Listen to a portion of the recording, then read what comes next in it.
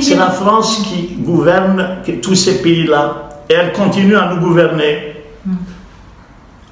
Voilà, Hizb França, c'est un concept que j'ai utilisé 1000 fois. Eh bien, Hizb França, il est omniprésent. Voilà.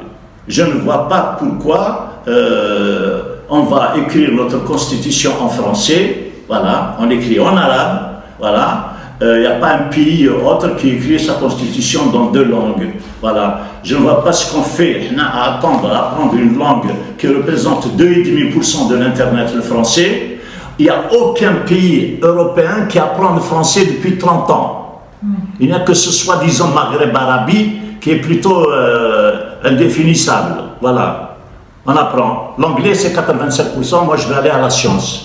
Je ne vais pas attendre que les Français me traduisent de l'anglais, ils ne traduisent pas. Pourquoi éliminer cette langue au lieu d'en avoir? J'élimine pas. Moi, je veux. L'arabe, c'est la langue non négociable. Non négociable. C'est la langue de ma religion.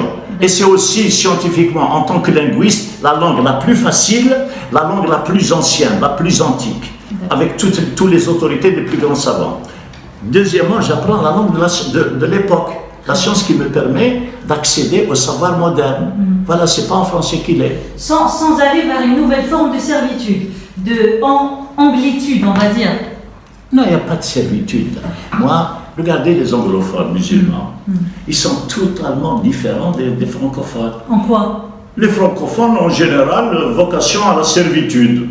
Voilà. Les anglophones, regardez les anglophones de l'Égypte, bon, on va pas attaquer aussi nos frères d'autres pays. Mais est-ce que ce que vous êtes en train de dire, c'est que les anglophones des autres pays arabo-musulmans sont moins serviles? C'est pas arabo. Moi, je parle, en Angleterre, il y a juste 5 millions de musulmans. En France, nous sommes 15 millions. On a un seul droit, ferme ta gueule. En Angleterre, les 9 grandes villes ont élu des maires musulmans. Et ces maires-là, ce n'est pas les maires à la française, les arabes de service. Un imam qui va en Israël, tous les imams en France sont gérés par la police. Alors, ces maires en Angleterre, pakistanais, de l'Indien, etc., dans leur campagne électorale, ils condamnent Israël.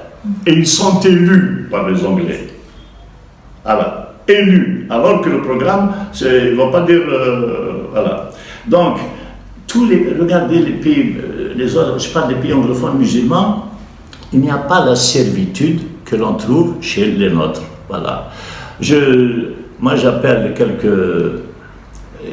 quelques exemples chez nous.